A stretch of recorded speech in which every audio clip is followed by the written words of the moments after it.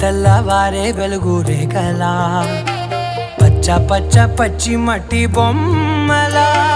అల్లి బిల్లి వెన్న పాల నురగలా అచ్చ తెలుగు ఇంటి పూల కొమ్మలా దేవదేవుడే పంపగా ఇలా దేవతే మా ఇంట అడుగే పెట్టెనంట బ్రహ్మ కళ్ళలో కాంతులే మా అమ్మలా మా కోసం మళ్ళీ లాలి పాడేనంట.